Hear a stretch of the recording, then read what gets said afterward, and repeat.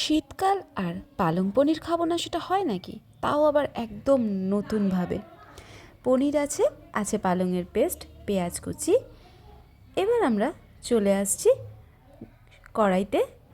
সাদা তেল গরম করে পনিরগুলোকে হালকা করে ফ্রাই করে নিচ্ছি। আর হালকা ফ্রাই করে পাশে আমরা গরম জলের মধ্যে পনিরগুলোকে দিয়ে রাখছি, তাহলে পনিরটা সফট থাকবে। এবার আমরা কড়াইতে ওই তেলের মধ্যে আরেকটু পরিমাণে ঘি দিয়ে দিচ্ছি। এবার ঘিটা একটু নাড়াচাড়া করে নিয়ে দিয়ে দিলাম শুকনো লঙ্কা ফোড়নে। শুকনো লঙ্কা ফোড়ন দেওয়ার পর আমরা দিয়ে দিলাম অল্প একটু জিরা ফোড়ন আর এলাচ, দারচিনি। এবার আমরা এর মধ্যে কুচিয়ে রাখা পেঁয়াজটা দিয়ে দিচ্ছি। পেঁয়াজটা হালকা ভাজা ভাজা করে নিতে হবে। এবার আমরা এর মধ্যে দিয়ে দিচ্ছি কাজু, চালমগজ আর অল্প একটু রসুন দিয়ে করে রাখা পেস্ট। এবার আমরা ওই পেস্টটা দিয়ে খুব ভালো করে নাড়াচাড়া করে নিচ্ছি। মশলাটা একটু কষিয়ে নিচ্ছি যাতে কাঁচা ভাবটা মশলার চলে যায়।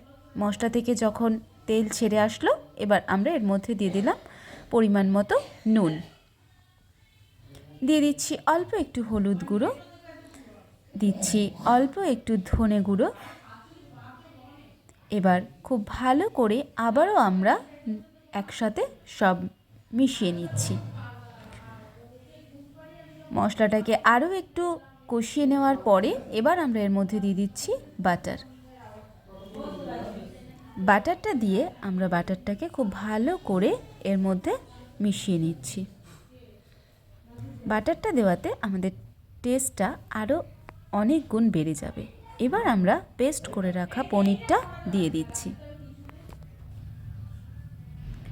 খুব ভালো করে পনিরটা আমরা পেস্ট করে পালংটা যে রেখেছিলাম পেস্ট করে, সেটা আমরা দিয়ে দিলাম। এবার আমরা ভালো করে এর সাথে মিশিয়ে নিচ্ছি। এবার আমরা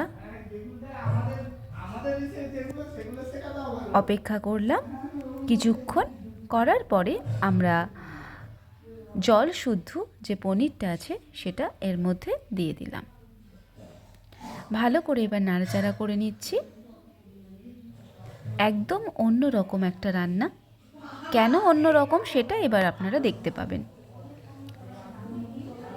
এবার আমাদের পনিরটা যখন ফুটে উঠেছে, পনিরের ঝোলটা, তখন আমরা এর মধ্যে দিয়ে দিচ্ছি কসৌরি মেথি, ক্রাশ করে রাখা কসৌরি মেথি।